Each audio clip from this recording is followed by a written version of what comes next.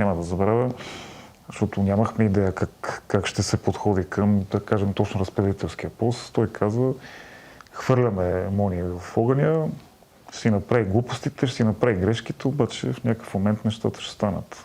Разхода ни за цялата структура, мъже, жени, подрастващи е около 2,5 милиона на година. Това е... Даже лева. Още сме в лева. Даже тази година е около 26-700 хиляди. Ние сме били някъде от 4-то място нататък през годините. Особено в годините, в които ние сме ставали шампиони, особено пък първата, в крайна сметка ние... По бюджет за мъжкия отбор, така да го кажем, точно като заплати. Тази година, като гледам и ЦСК, има по-голям бюджет за заплати, отколкото ние. Ние все пак станахме първата година шампион с разпределител, да кажем, най-важният състезател на отбора, който беше ученик. Той не е получавал заплата, получава някаква стипендия месечна и голяма част от състезателите бяха горе-долу на подобен принцип. Организацията е изключително лимитирана от към желаящи активно и продуктивно да се включат в реални задачи и проекти, свързани с федерацията, и повече има критици и анализатори, така споделящи своите мнения, но малко хора реално готови да допринесат с свои реални действия.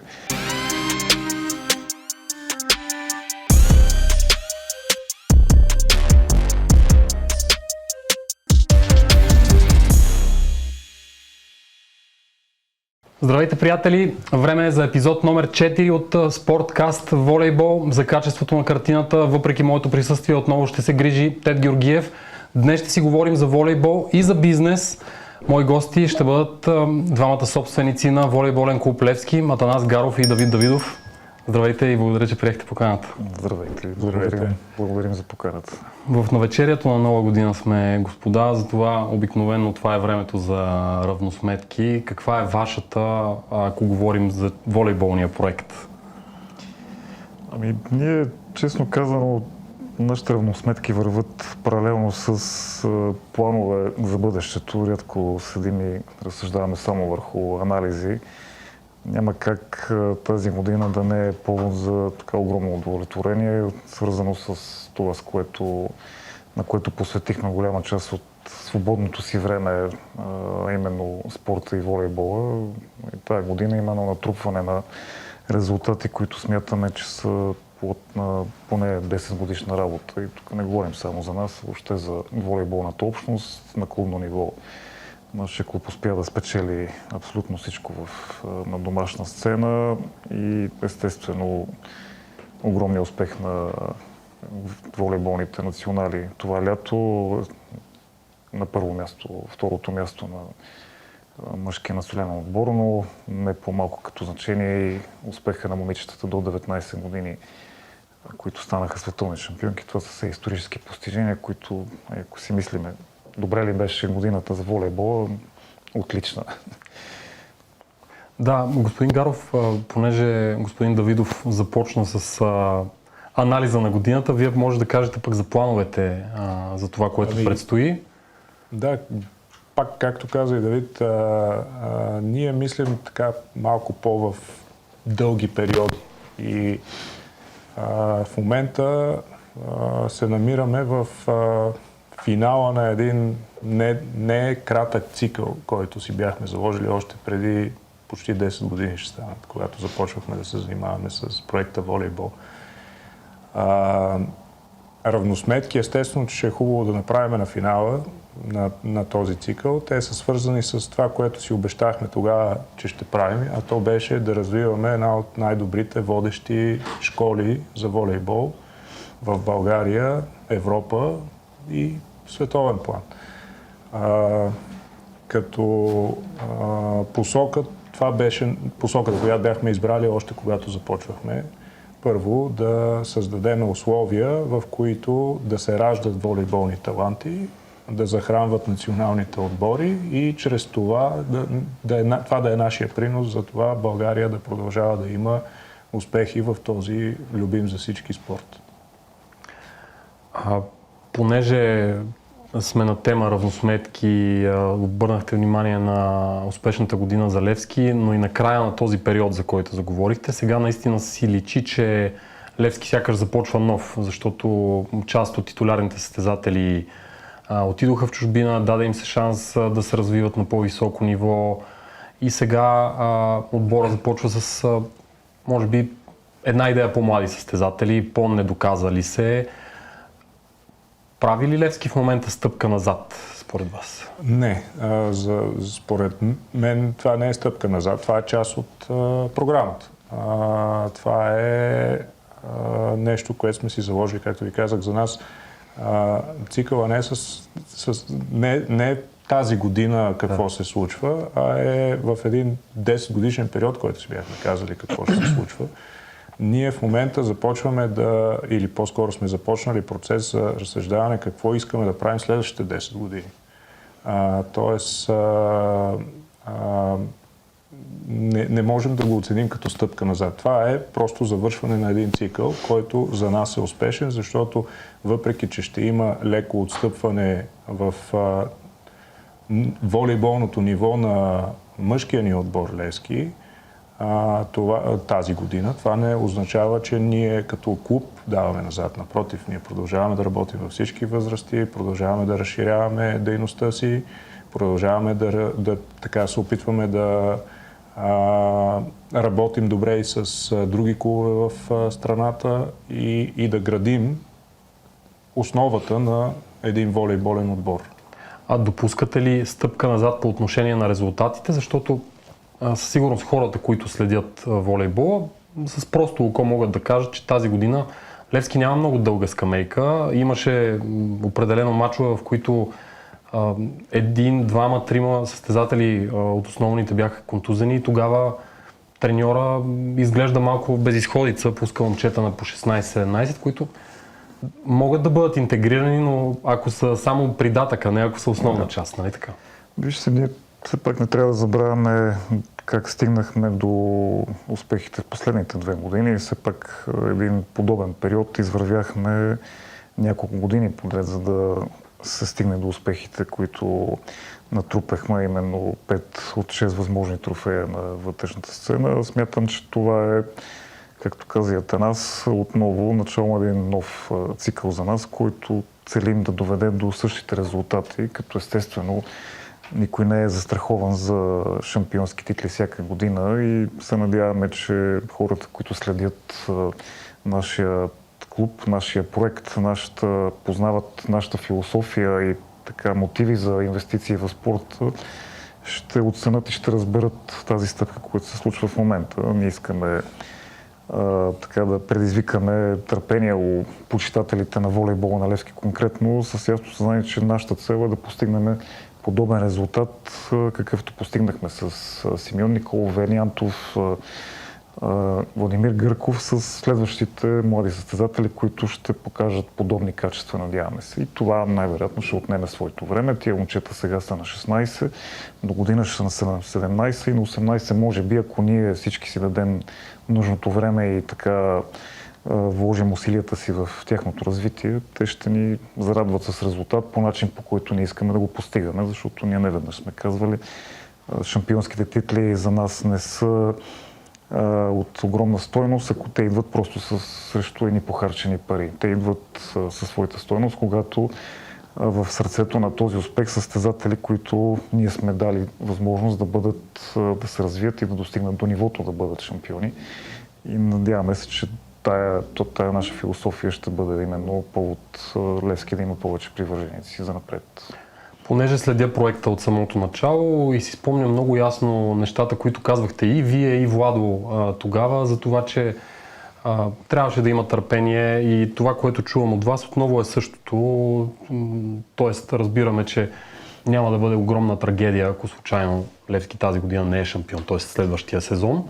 Най-голяма трагедия може би ще е за старши треньора. Ние се опитваме така да говорим с него редовно и да се опитваме да си синхронизираме мислите, защото човек е амбициозен, е много емоционално възприема работата си отговорно и съответно страда, когато нещата не се получават по най-добрия начин или когато е лимитиран от към възможности да печели. Там често нюансите са изключително тънки и става просто за малка разлика, но мисля, че работим вече 4-та година заедно и достатъчно добре се познаваме и се радваме, че в негово лице имаме човек, който възприе така нашата мисия и макар, че на моменти се чувства неспокоен от ресурса, с който разполага, вярва в това, което правим. Вижте, всички ние искаме да сме шампиони всяка година, но както каза и Давид, това не е единствената цел, която сме си поставили. И за да има тя стойност, нашето мислене е, че тя трябва да става по начина, по който сме избрали да става.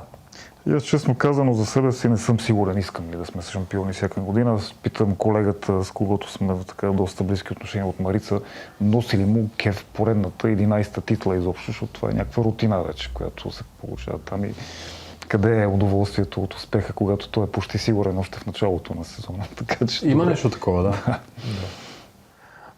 Добре, финално, за да затворим тази тема, предвиждате ли Левски да се подсили през зимата с някого, за да все пак да има някакъв вариант на пейката Николай Желязков или не се предвижда нещо такова? Отворени сме за варианти, ако се намери попълнение, което да отговаря на неговите нужди и да може да пасне на отбора и да бъде част от него, ще обсъждаме и ще разговаряме. Не сме затворили страницата. Страхотен пример дава изобщо компанията, вашата енергия на вас двамата, плюс тази на Владо за това как трябва да се случват нещата. Първо заради дългосрочността на плановете, а не всичко на всяка цена тази година веднага. А второ, заради това, което правите с школата и то, честно казано, аз съм по-скоро впечатлен не само от волейболната част, но и от това, че се опитвате да карате образованието на тези деца паралелно, защото, господин Гаров, вие сте американски възпитаник, наясно сте, че в щати, че това нещо има как да върви ръка за ръка, защото клишето в България знаете какво е, ако тренираш няма как да учиш и да получаваш оценки, но май истината е друга. Да. Определено е друга истината, но е трудно, когато си поставям в контекст, който трябва да се прави този избор, училище или спорт. И за съжаление, в голяма част от държавата и особено в големите градове и най-вече в столицата, това е факт. Трудно се съвместяват двете неща. Особено когато училището въобще не създава възможност да имаш свободно време, в което да го прекарваш в спорт. При тези режими на първа смяна, втора смяна и то не синхронизирани вече, много трудно можеш наистина да инвестираш по правилен начин и в други дейности, извън учебни дейности, които могат да ти носят също удоволствие. А пък нашето мислене е, че спорта и образованието върват ръка за ръка, то е свързано с общото развитие на личността, на децата. И спорта дава нещо, и изкуството дава нещо, и академичната част дава нещо. Хубаво е да се дава възможност на тези деца да пробват от всичко и ако имат някакви умения в някаква дейност, да имат възможност да ги доразвиват. И да, Америка е едно от малкото места, аз не знам друго, освен Канада до някъде, в което може да се съчетава след това и на високо ниво, вече в университет, образование с високи спортни умения. Да.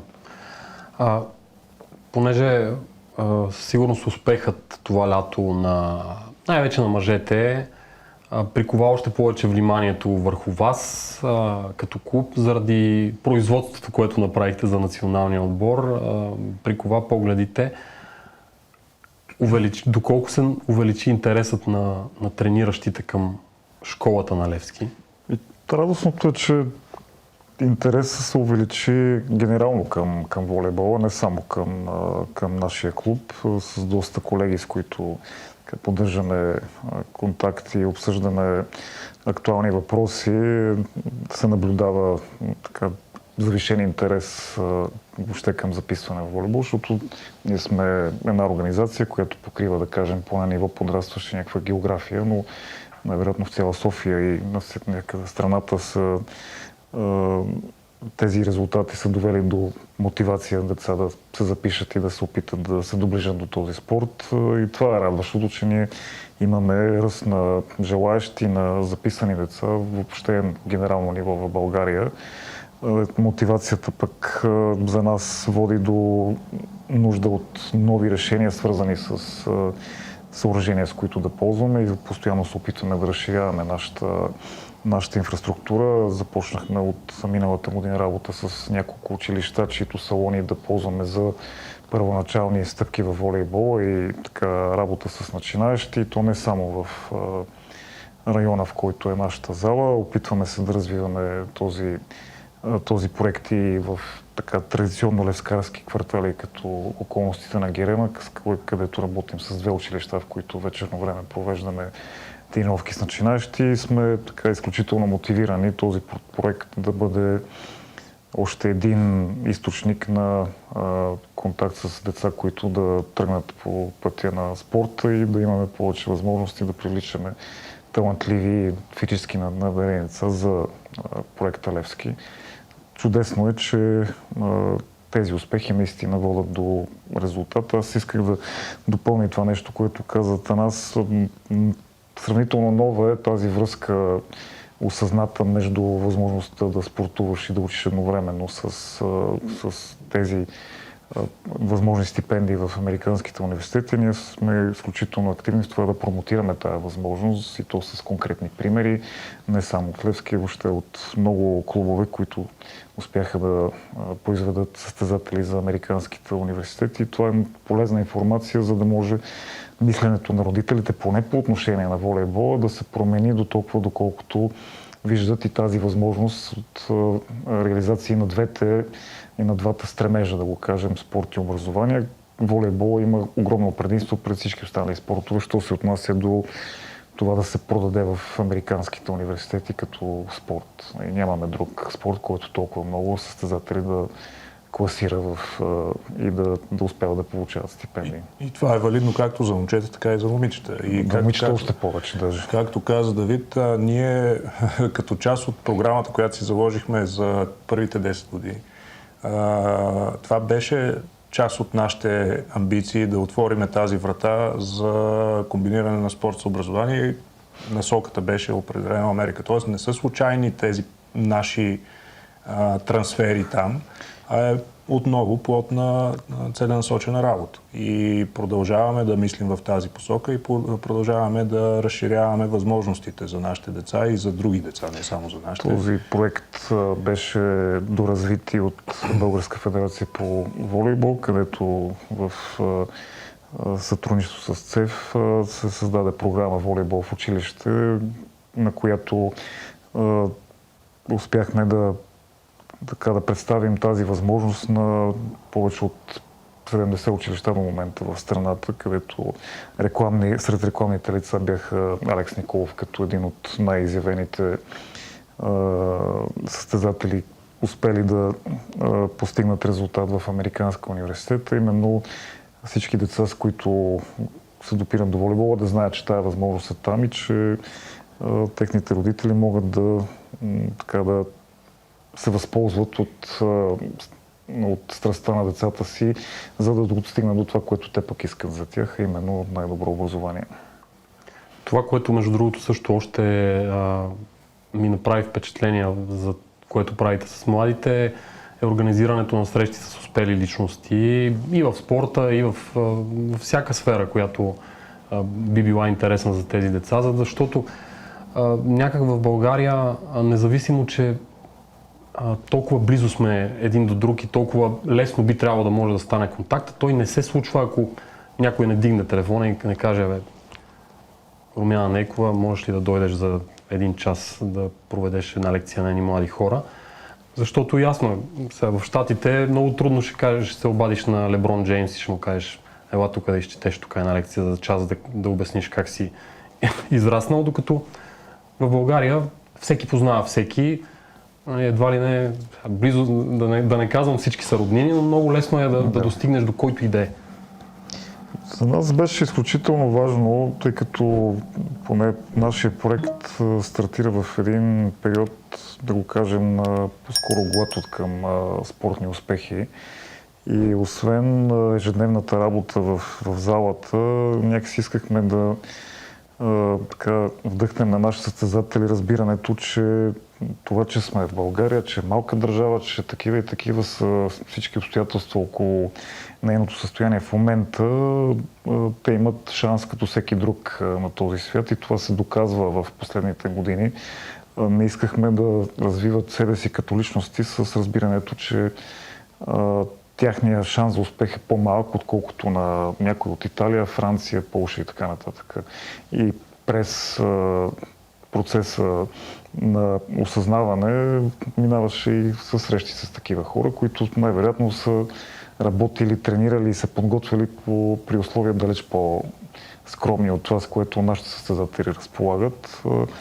Искахме да елиминираме фактора подценяване от тях, именно вярата, че там, където отиват, всичко започва от 0 на 0 и те са тези, които могат да осигурят победата или загубата, тяхната подготовка, тяхната мотивация, техния стремеж, дисциплина и всичко останало.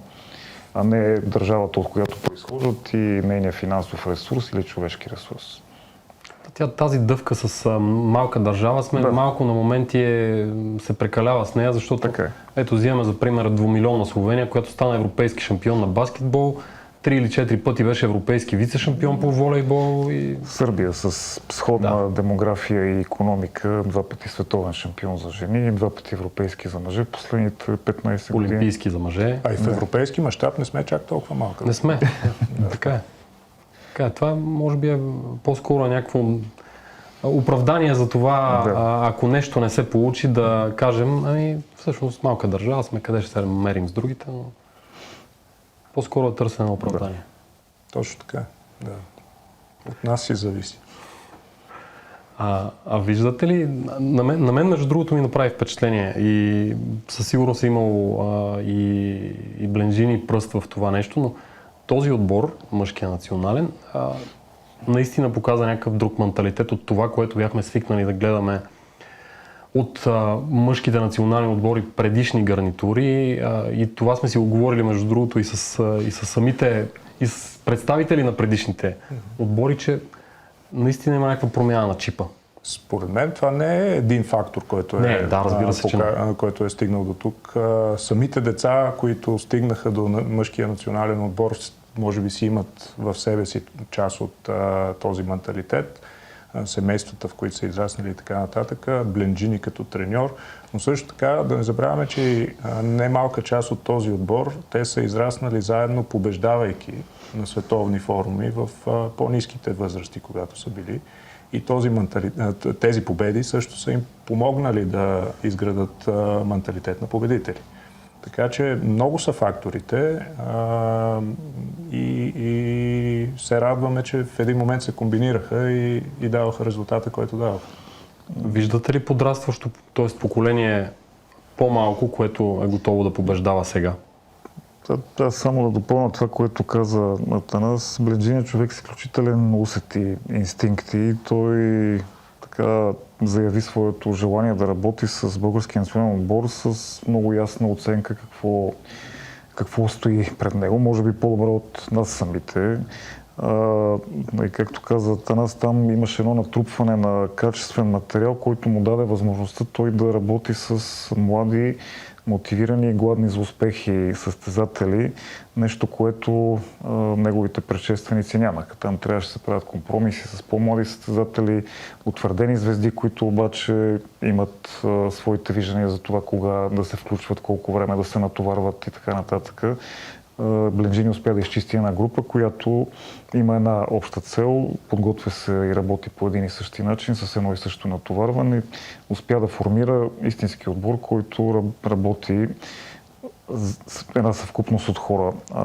Дали ние ще можем да така повториме подобно качество на следващите поколения, предстои да видим. Имаме така надежди, че следващите години ще се появят състезатели, които отново да бъдат интересни. Самия Блинджини е доста ангажиран с това да влиза в детайл и дълбочина на следващите набори, които следват, защото той има още няколко, да го кажем, позиции и поста, на които му се ще да има надграждане и засилване. И следващото лято може би ще ни даде доста отговори в това отношение, когато се появят. Това, което може би е хубаво да кажем, е, че това, което зависи от нас, ние ще продължаваме да го правим. Ние ще продължаваме да работим по този начин, да подготвяме бъдещи звезди. А сега дали всяка година ще се раждат такива, това няма как да го предвидим и предскажем. Надяваме се да продължаваме да захранваме националните отбори и ние, и други клубове, не само ние. И същото да се получи и при женско направление. Това също е част от фокуса ни. Да, и надеждите са такива. Владо Николов направи прогноза, че може би до 3-4 години ще очакваме голям успех и от момичетата да видим. Да. Има предпоставки. Господа, и двамата сте хора от бизнеса и със сигурност резултатите, говоря, и бизнес резултатите са важни за вас. Колко обаче бизнес резултата е важен за Левски, това, което се случва, или по-скоро това е момента на социалната отговорност е важния? Да дефинираме какво значи бизнес резултат за Левски. Тоест, в някаква степен да има възвръщаемост от инвестицията, която правите. Ако гледаме финансово, няма възвръщаемост и никога не сме се заблуждавали, че ще има финансова възвръщаемост в проекта Левски. Ако гледаме от посока удовлетвореност от резултати, свързани с това, че израстват деца, таланти, които им се дава възможност да стават звезди и на клубно, и на национално ниво, това е резултата, който гоним и който търсим. И търсим тази възвръщаемост. Няма бизнес в спорта, финансова... Волейбол. Окей, в смисъл в България, като мащаб и всяка една държава тук наоколо, според мен, трудно може да се обоснове инвестиция от чисто финансова гледна точка в спорт. Добре, вие как се убедихте тогава да го направите? Защото в крайна сметка парите, които се влагат в Левски всяка година, може да ги инвестирате в някой бизнес проект, който да носи възвръщаемост, нали така? Как да кажем, единственият спасение, да го кажем в случая, това, че нещата станаха постепенно. Тоест, ние лека по лека нагазвахме в дълбоките води. Не сме стартирали с мащаба, който имаме в момента и да се опитваме от самото начало да го осигуряваме, така че успяхме на база на собствените си възможности, на база на привличане на повече партньори и самишленици към каузата, да надградиме първоначалния старт и да стигнем там, докъдето сме днес. Благодарение на успешния ни бизнес проект успяхме и да обезпечим клуба с отлична инфраструктура, може би най-добрата за волейбол в България. Така че и това да бъде направено без нашия основен бизнес по някакъв начин да страда или от нашето внимание, или чисто финансово. Тоест, в най-добрия случай, след направените вложения, ние търсим начин да обезпечим съществуването на клуба като самоиздръжка. Не сме стигнали до там, но това е целта. Да се върнат тия средства и от инфраструктурата особено, това е абсолютно така невъзможно и остава естествено удовлетворението от резултатите и наистина все пак успешния бизнес като лична отговорност да заделя нещо и за обществото в рамките на града или държавата, в която функционира. Аз ще направя една стъпка и напред от това, което каза Давид.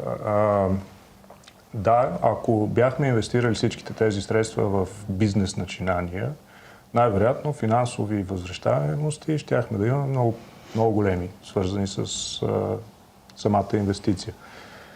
Но нашия начин на мислене е много различен от този път, който току-що описах.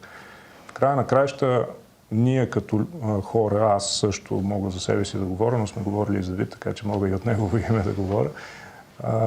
Ние търсим и някаква удовлетвореност, която не е свързана чисто с финансова възвръщаемост, а с това какво можеш да оставиш и за по-широк кръг от хора, които не са ти бизнес партньори, ами са особено подрастващи, които по някакъв начин имаш възможност да им дадеш едно поле за развитие, което накрая за всички нас ще е хубаво, ако те успеят да се развият от гледна точка на удовлетвореност. Само до там. Нашето мислене е, че това е начина, по който се развива едно общество. Ние сме част от това общество. И искаме да го развиваме по този начин. Много се надяваме и други хора да мислят така.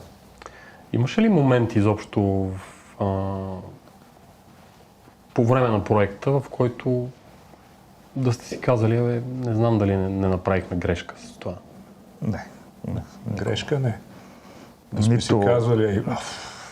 Нито грешка, нито момент, в който разсъждаваме върху това да намалим или да преустановим дейността си. Някакси сраснали сме се, да го кажем, с този проект и с ангажимента си към волейбол и не виждам поне на този етап причина тази мотивация да се промени. Естествено, най-различни промени чисто в организационен и личностен план биха могли да настъпят от гледна точка на време, в което се влага, защото често си говорим за това, че по някакъв път прекрачваме границата на ангажимента към спорта за сметка на ангажимента ни към бизнеса, защото едното е практично, важно и осигурява нас,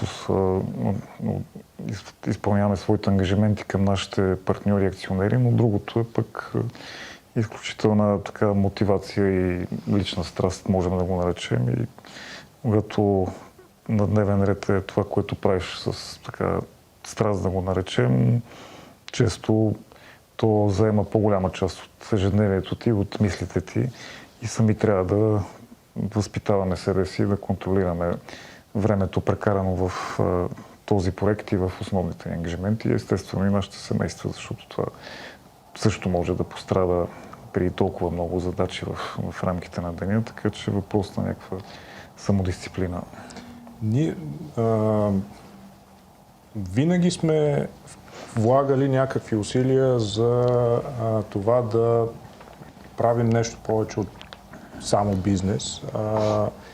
И това, което сме избрали като посоки, едното е спорт, другото е образование. Нашите сили на този етап стигат до там да подпомагаме тези две насоки в някаква рамка. Едното е волейболния клуб Левски, другото е редица инициативи, свързани с образованието. И да кажем, че идва момент, в който да се откажем от тези наши желания, все едно да се откажем от себе си, което не мисля, че ще се случи. Понеже се заговорихме за бизнес модел, много често хората най-вече, които следят изкъсо волейбола, дават за пример Италия, където на фланелките на отборите има 40 спонсора, надпис до надпис, лого до лого, бранд. Това нещо в България възможно ли е? Пробвахте ли нещо подобно да направите? Там предпоставките за подобен модел са доста различни. Ако се така задълбочите и се огледа кои са именно клубовете, които по този начин биват подкрепени, това обикновено са клуба от по-малки градове, в които местният клуб се превръща в една кауза на всеки жител, на всеки бизнес, на всяка организация, която по някакъв начин може да задели някакви средства. Тук това се е случвало на времето, ако погледнете 10 години назад, шампион 2015 или 16 година Добрич, фанелките им изглеждаха по подобен начин и целият град беше се впрегнал в това да подкрепя тази марка за града. Горе-долу това е модела. За съжаление, тук в София няма такъв усилен местен патриотизъм, който да доведе до засилен интерес от спонсори. Прекалено заети са всички с ежедневието си и този модел не би могъл да функционира. Ние правим всякакви усилия по най-различни начини да разширим партньорската база. Смятаме, че времето, в което започнахме и там, където се намираме днес, успяхме да привлечем много хора, които продължават да ни подкрепят заради начина, по който мислим, заради начина, по който правим нещата, свързани с този проект. Смея да твърда с така удоволствие, включително някои доста ангажирани привърженици на ЦСКА, които подкрепят нас заради отношението, което имаме към този проект. Така че това е по-скоро може би нашата посока привличане на самишленици, на хора, които оценяват подхода и начина, по който влагаме средствата си, най-вече в развитие на младите състезатели, с които основно работим. Има две причини обикновено в компании да подпомагат спортни инициативи и спортни каузи. Едната е чисто маркетингова. Ще вложа еди колко си пари, моето лого, ще направя разни инициативи и ще има еди каква си имиджова възвръщаемост, с която ще ми помогне продажбите. Това все още в България е доста малък пазар за този тип помагащи на спорта, защото маркетинга чрез продукта спорт, който ние произвеждаме, ефекта не е такъв, какъвто ще даде огромни средства за всеки един отбор. Другата е чисто дарителство, ние така му казвам. И темата с дарителството е доста широка. Хубавото е, че последните години се наблюдава доста голямо увеличение на общия обем дарители и дарявания, дарени суми към различни каузи, които са обществени каузи, обществено значими, имат своя социален елемент. Надяваме се, че спорта, гледах последно една статистика, беше някъде на 3-то или 4-то място по местата, където дарените средства отиват. Не е лошо. При увеличаващ се обем от дарения всяка година и корпоративни, и физически и така нататък, най-вероятно ще се увеличават и средствата, които отиват към спорта по този начин. Ако няма да ви притесни въпроса, какво струва издръжката на мъжкия отбор на Левски за година? Нямаме разделяне на бюджети. Не, мисля, най-вероятно технически може да се направи, но за нас няма никаква стойност. Деленето на средствата ми е разхода ни за цялата структура мъже, жени, подрастващи е около 2,5 милиона на година. Това е лева. Още сме в лева. Тази година е около 26-700 хиляди. И след това включваме естествено и всъщност не знам дали включваме самите спортни съоръжения с гълтат включително много средства, защото само за основни консумативи, поддръжка и така нататък, разходите на месец между 50 и 60 хиляди лева да държиш залата светла, топла и чиста. И това оттам нататък започваме и с всички останали. Така че не е лесно. Нямаме сериозна подкрепа, да кажем, спрямо наши основни конкуренти извън София и от общините, защото участието в нашия бюджет на Столична община е незначително, така да го кажем. Все още очакваме процес по увеличение на бюджета за спорт на града. Ние се надяваме това да е нещо, което да се промени в непосредствено бъдеще, но поне към момента това са средства, които по никакъв начин не променят нашата финансова рамка, за разлика от градове като Пловдив, Бургас, включително и доста по-малки градове, където волейболните клубове са доста имат по-сериозно място в бюджета на града си. Да. Задавам ви въпроса за бюджета не за друго, защото правя някакъв паралел с футбола, където да речем един отбор под средата на таблицата инвестира горе-долу около сигурно 2 милиона лева на година за издръжка на мъжкия отбор, без някакви особени резултати, много често и без футбол, без фенска база или с минимална.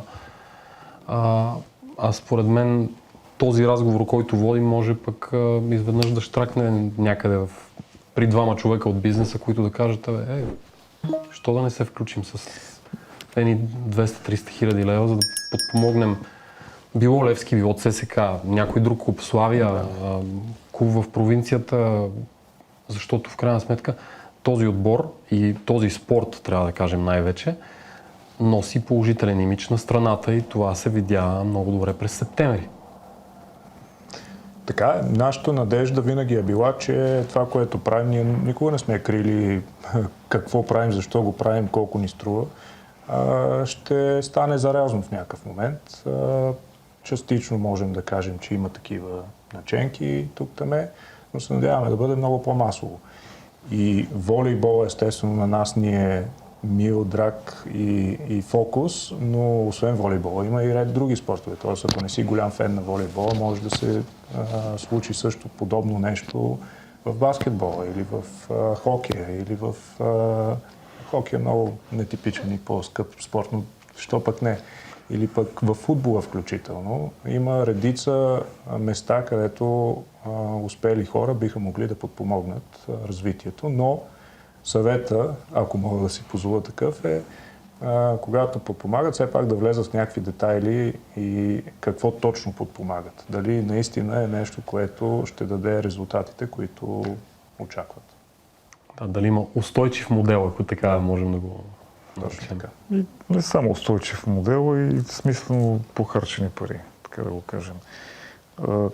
Използвах и преди малко примери. Ние, тъй като си говорим за бюджети, те не могат да бъдат механично сравнявани бюджетите на волейболните клубове в България, защото на първо място малко са тези, които имат и мъжко и женско направление, с всичките му възрасти, ангажирани треньори, кондиционни треньори и всякакви специалисти, които са необходими, за да може да функционира това нормално.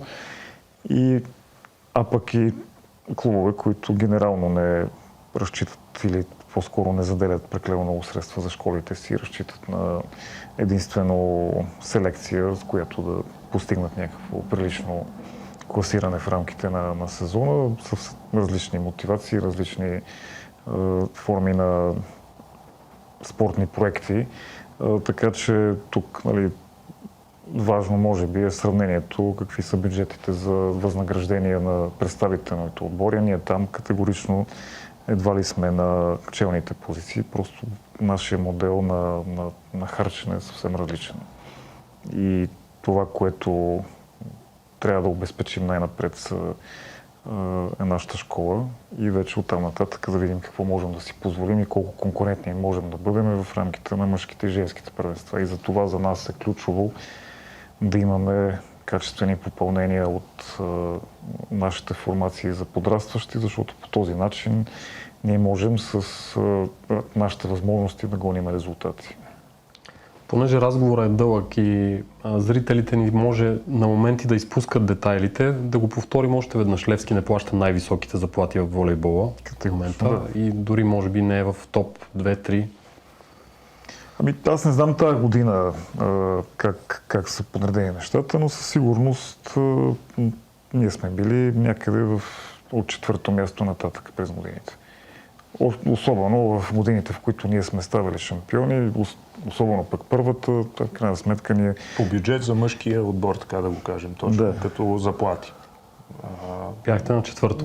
Четвърто, трето, второ. Тогава имаше Нефтохимик, Хебър, Дея и така нататък. Пазарджик. Да, Пазарджик. Беше много сериозен. С Хебър. Да. Обърках се.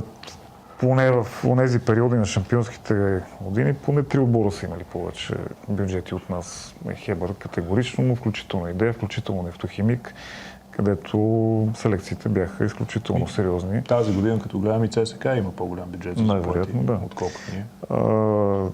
Ние все пак станахме първата година шампион с разпределител, да кажем, най-важният състезател на отбора, който беше ученик. Той не е получавал заплата, получава някаква стипендия месечна и голяма част от състезателите бяха горе-долу на подобен принцип.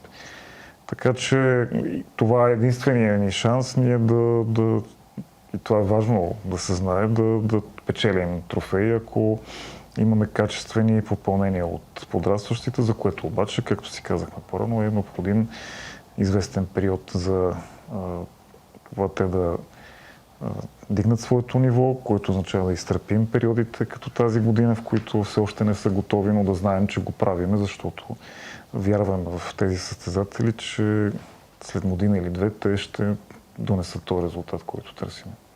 Подсещаме зрителите, че този ученик-разпределител беше Симеон Николов. Нали? Точно така, да. Отворихме дума за Николай Желязков, може би само няколко думи за него. Това е един от хората, които най-добре се справят с работата с подрастващите. Как се стигна до предложението той да води отбора? Ние имахме един период преди 3 години нещо, в който трябваше да взимаме решения, свързани с бъдещето на клуба. Научихме, че той така с желание да завърши своя период в Нефтохимик.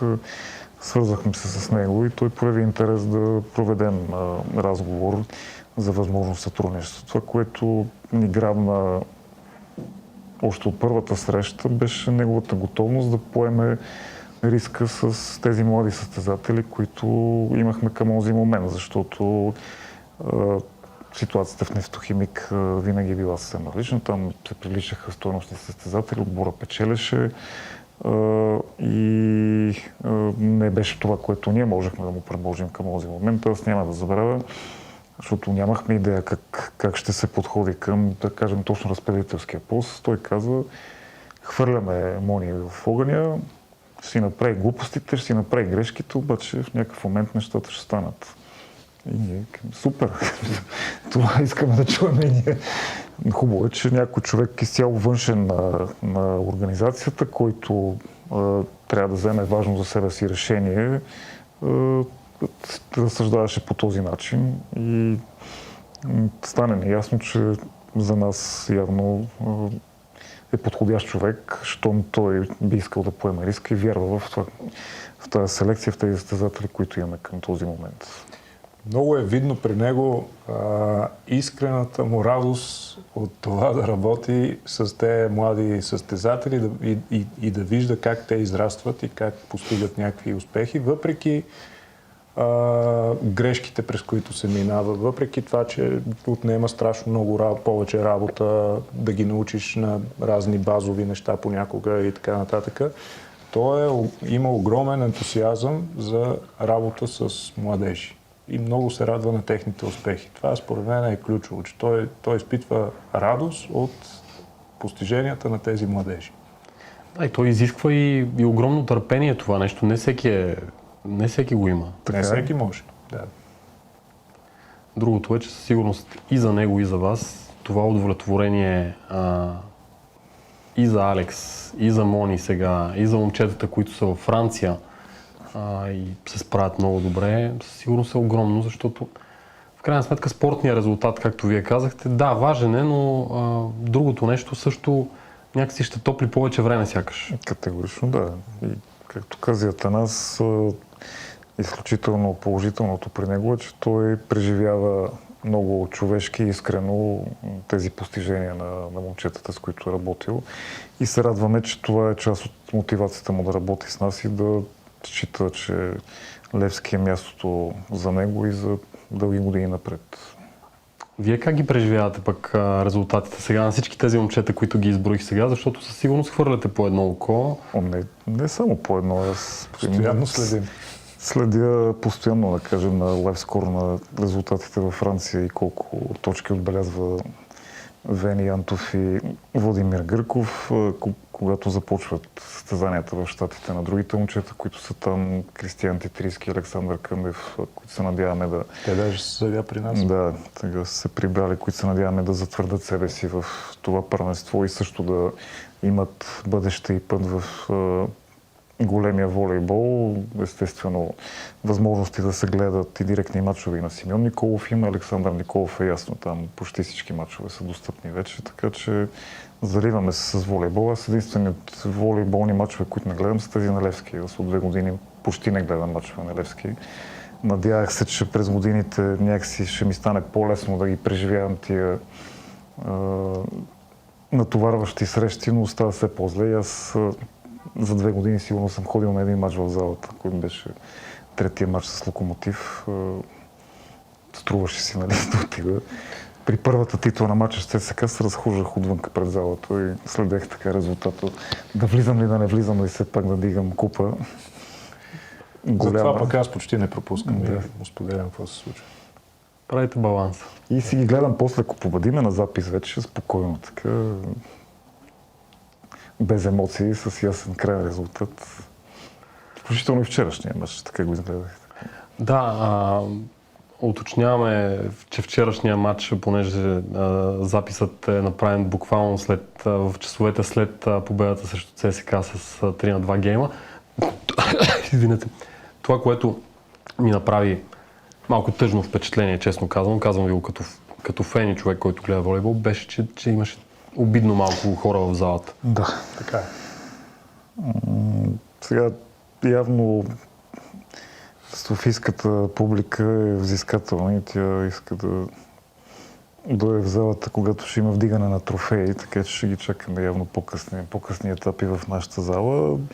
Отчитаме естествено различни фактори, неудобен ден, който най-вероятно програмата можеше да бъде направена по-подходящо и това е в почивен ден, който по-лесно да е придвижването до нашата зала, която не е на така най-достъпното място, но сега ако има желание да се подкрепи отбора в матч като този, най-вероятно дребни... Да, все пак е дерби, Левски ЦСКА. Дребни такива препятствия могат да се преодолеят. Това е, надяваме се, че занапред ще можем да си градиме, да си надграждаме публиката. Така че ние пълнихме няколко пъти тази зала, но в момента явно по средата на сезона това е нивото на интерес към нашия спорт генерално. За съжаление в София, като отидете и на мачове на ЦСКА, не с Левските, там мачовете с Левските успяват да мобилизират фенска маса, но останалите и мачове са пред камерна публика. При всички тези успехи на волейбола като спорт в международен план, доста така слабо е, слаб е интереса към посещение на мачовете от вътрешното първенство. Публиката и феновете трябва да разберат, че за да има спорт, който да има своето ниво и своите успехи, част от него са и привържениците и така подкрепящите го, защото това е основната мотивация в един матч за състезателите. И подобна картина и подобна празна зала по никакъв начин не въздействат на мотивацията на отбора и на момчетата. Но пък хубавото е, че на Суперкупата беше препълнена залата, когато успяхме да спечелим първия трофей. Когато се вдига купа обаче. Става ли ви неприятно, така, когато да речем има наистина матч, който си заслужава да се гледа и вътре има 150 човека? Опитваме се да не трупаме така негативни емоции около това. Пак продължаваме с някакъв оптимизъм и надежда, че това ще се гради лека по лека. Опитваме се да си го обясниме с различни неудобства. Няма как това да ни се отрази на желанието да работим по проекта Левски. Просто ние трябва явно да работим повече върху мотивацията на фенската маса за присъствие, което е нещо, което ще отделяме все повече усилия от тук нататък. Освен всичките фактори, които Давид спомена, не е за пренебрегване и фактора, че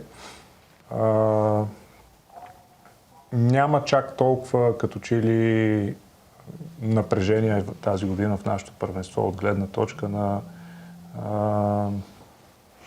качествени двубои. И това също може да се отразява на интереса към публиката. Трябва да си го признаем. Има лек спад на нивото на волейбола в България тази година. Да. На клубно ниво. Да, може би има от разпадането на проекта Хебър нататък точно има някаква посока надолу, за съжаление. Точно така е, за съжаление, защото Хебър беше отбора, с който всеки искаше да се сбори и инвестираше, за да има някаква възможност да се сбори с този отбор. Откакто го няма, ние станахме, но сега като се поотслабихме...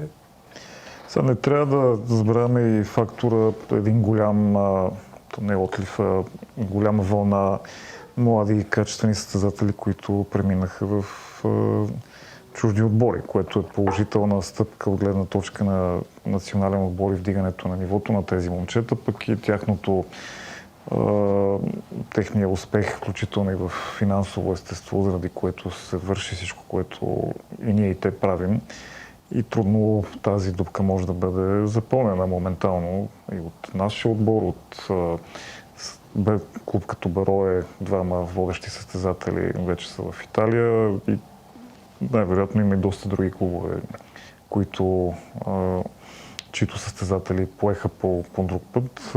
Тая година ние реално сме в някакъв вакуум, който трябва да се запълни от чужденци с не особено високо качество или от българи, които се връщат от чужбина, но просто такъв е периода. Ние имаме поне 7-8 състезатели от различните формации, които са в А1, в А2, Полша и така нататък. Надяваме се, че за следващата година нещата ще започнат да се възстановяват. По-млади състезатели ще застъпат и ще започнат да правят впечатление в мъжките отбори в Суперлига и с това и нивото ще започне да се вдига отново. Обикновено, като сте гости на подобни интервюта, с хората задължителният въпрос е как се срещнахте с Владо, какво ви впечатли. Аз няма да ви питам за това. Ще ви върна към един момент, който на мен тогава ми направи впечатление, защото бях наживо, отразявайки един четвъртфинал, ако не се лъжа, с Пирин Разлог. Четвъртфинален плейоф, който Левски загуби, Владо беше треньор и след края на матча каза: аз от до година няма да съм треньор, защото не съм добър в това нещо. Казах на моите партньори, уведомих ги и така. Връщам ви към това събитие и искам да ми кажете, вие как го чухте, видяхте и преживяхте? За нас тези периоди, то не е само това матч с Пирин, ние доста такива можем да се сетим, докато не дойде първия медал по времето на Андрей Жеков. Имали сме доста тежки срещи, загуби от Пирин, от Миньор Перник и от Черноморе в София и така нататък. Всичките, които до момента ми идват на къла. Миньор Перник беше в Горна Малина, да. Имахме нашия старт на проекта, домакинствахме в Горна Малина по това време. Сега, с Владо ние имаме отлична работна комуникация и нито в един момент не сме имали напрежение, свързано с това кой каква роля има в клуба и беше изключително ценно, че самият той стигна до така мисленето, че може би тренерската професия не е това, с което иска да се занимава. И ние го подкрепяхме и ние го поощрихме да се опита. Също така застанахме зад него и в момента, в който реши, че иска да отстъпи от тази позиция и тогава неговата треньорска позиция беше взета от Андрей Жеков, който продължи след това 3 години с нас.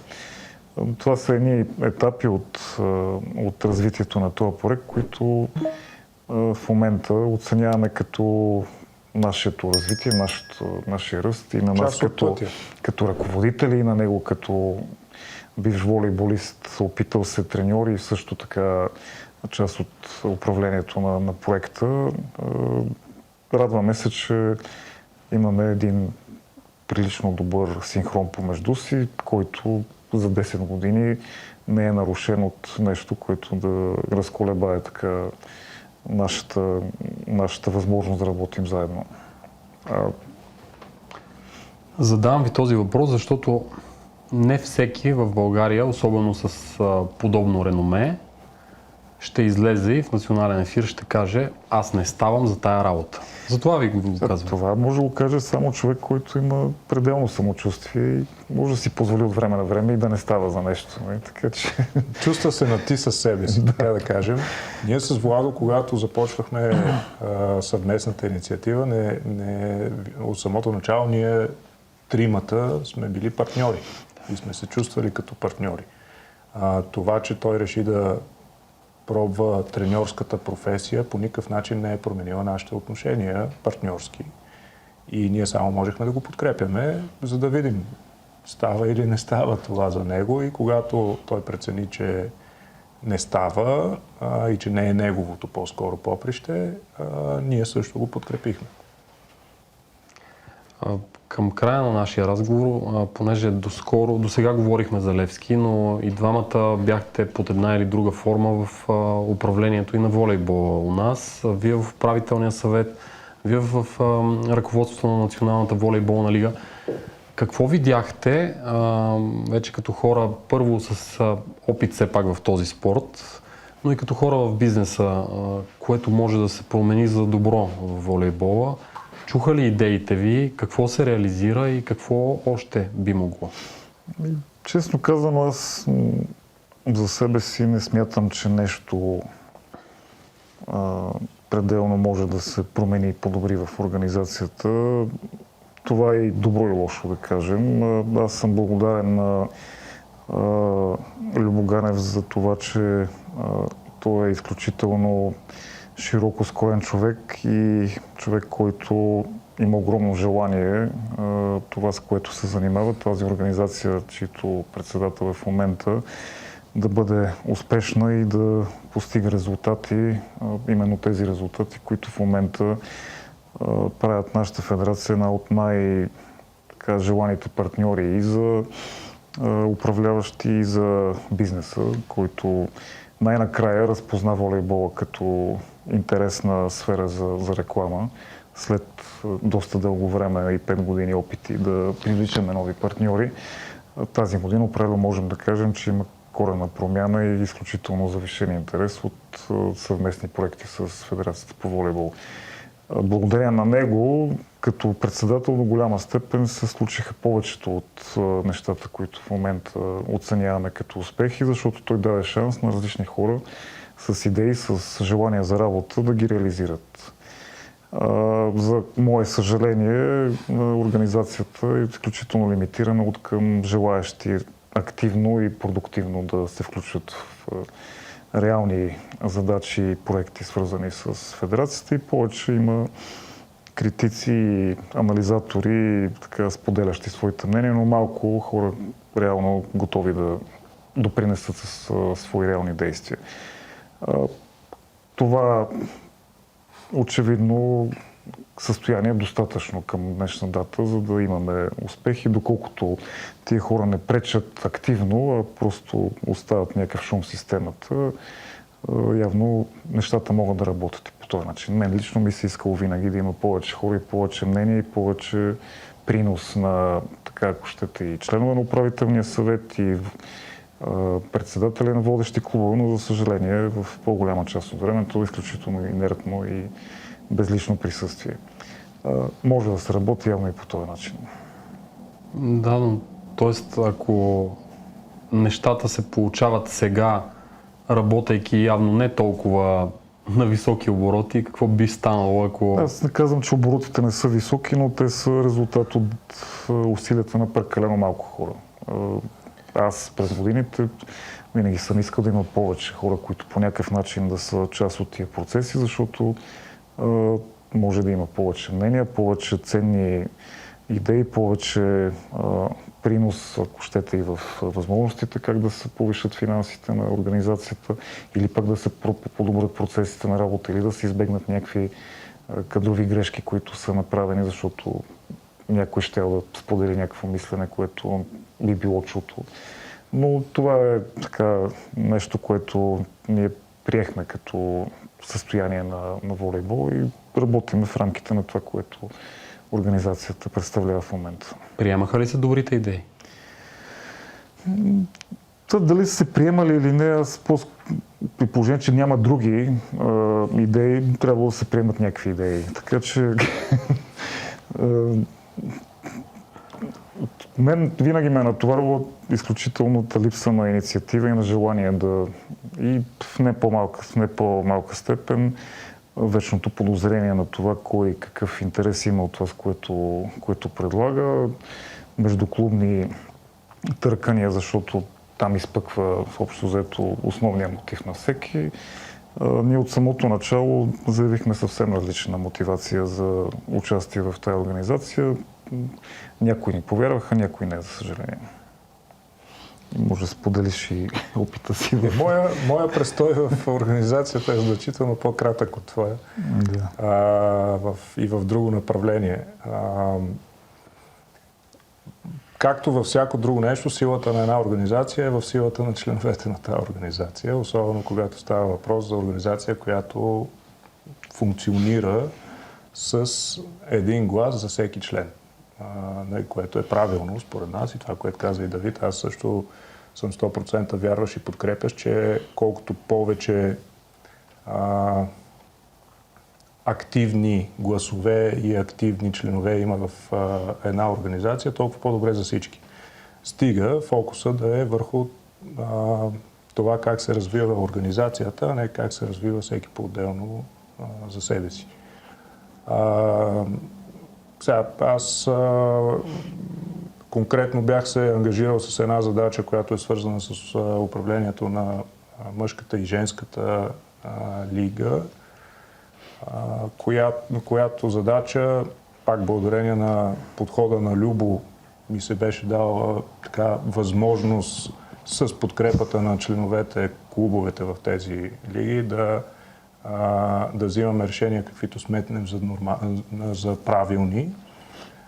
Това е един много хубав лидерски подход от Любо, че дава възможност за изява и за инициативност в определени посоки, стига да има кой да поеме тази инициатива. Но само един коментар направя. При него също има период на градене на доверие. Да. Но веднъж спечелил от неговото доверие, той наистина разчита и изцяло дава възможност на човек с желание да се изявява.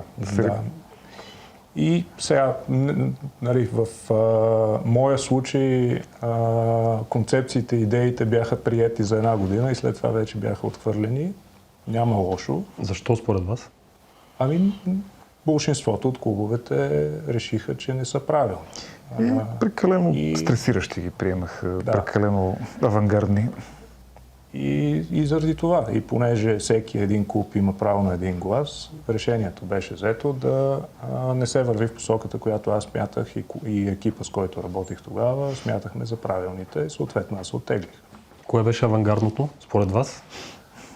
Тогава, по стечение на обстоятелствата, ако си спомняте, имаше един период, в който трябваше да се прекъсва първенството заради COVID и на следващата година беше по-трудно как да го подновиме при положение, че не е имало изпадащи, не е имало идващи отдолу. И се яви една концепция, която е да работим на 2 осмици. Не знам дали си спомняте. За мен е това първо, че беше най-подходящото предложение за тази ситуация, в която се бяхме озовали заради прекъсването на първенството. Но също така това ми даде, по мое мнение, възможност да мисля, че може да се създаде нещо много по-конкурентно като продукт, като първенство. Защото в България, по мое мнение и също така споделяйки мнението на други хора, с които съм говорил, има възможност да се направят между 6 и 8 силни сравнително клуба. Толкова хора има, които участват в първенството. Другите клубове винаги са чувствително по-слаби. И смисъла да се създаде конкуренция, да попаднеш в тези 6-8, за мен беше изключително така подходящ от гледна точка на това, че това означаваше, че всеки ще се напъне, ако иска да е горе, в горната осмица. Това само по себе си трябваше да направи първенството по-силно, по-атрактивно, по-интересно, включително за зрителите, съответно и за спонсорите.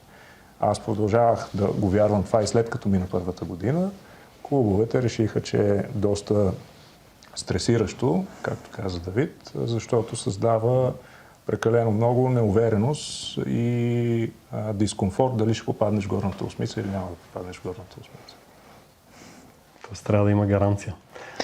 Гаранция не, но факт е годината, в която ние щяхме да изпаднем. Самите Левски бяхме пред угрозата да попаднем във втора осмица, в годината, в която си откривахме спортната зала, която ще да не особено. И въпреки това, смятах, че и за следващата година пак трябва така да се подходи, защото това създава конкуренция. Имаше тогава доста обстоятелства, които не помагаха на тази идея да се реализира, защото даваме един пример. Ние тогава върлуваше и COVID, и преди някакъв матч падат двама основни състезатели, губиш го и отиваш в втора осмица, което най-вероятно имаше... Сега, значи ние за това направихме и предложения за промени във втората година, имаше... за как попадаш във втората осмица, да не е от един турнир, а да бъдат 5 турнира, в които всеки има възможност да играе срещу всеки и след 5 турнира, ако не си успял да попаднеш в горната осмица, най-вероятно не принадлежиш там. Имаше най-вероятно необходимост от диалог, в резултат на който да се стигне до така решение, което да е удовлетворяващо и за ръководството, и за клубовете, но за съжаление той не може да се проведе на някакво ниво, което да помогне и се стигне до отхвърляне на идеята и на негов отказ съответно предвид. Но това пак няма лошо. Въпреки това, нали, аз не казвам, че това, което съм вярвал е било най-правилното и единственото правилно. Първенството продължи да се развива и след това. Тоест не е казано, че само една идея е правилната. Развитието на първенството се случи основно благодарение на клубовете и на бюджетите, които успяха те да привлекат и състезателите, които успяха да произведат. Естествено, актуалното ръководство на лигата полага усилия изключително така сериозни да отразява по най-добрия начин първенството, да се развива гледаемостта, да реализират най-различни идеи. Ние сме доволни от това, което към настоящия момент, към усилията, които се влагат. Той искаше по-сериозни промени, които най-вероятно ще да имат своя дългосрочен смисъл, но нашите колеги не бяха готови за чак такива революционни развития и всяко нещо с времето си. Добре, на финала започнахме с темата за равносметка и за плановете. Какво да очакват пък феновете на Левски за не само за 2026, но и следващата петилетка, така да го кажем. В момента вече започваме да разсъждаваме върху това как искаме да изглежда нашия клуб през следващата година. За това, за целта, трябва да имаме ясна идея какво ниво са достигнали основните състезатели, най-близки до все още в групите за подрастващи, но част от мъжките отбори също, колко от тях биха могли да поемат основна роля в клуба или такава, която да помага на клуба да печели, именно влизаш от резервната скамейка, обаче обръщаш матч, каквито през годините състезатели сме имали именно благодарение на школата си. За следващата година ние със сигурност ще се опитаме да направим състав, който да е конкурентен и да бъде сред фаворитите за титлата. Не че тази година не сме искали да постигнем това нещо, случиха се някои обстоятелства, за които не бяхме подготвени, свързани с контузии, с млади състезатели, на които сме разчитали, които трайно са извън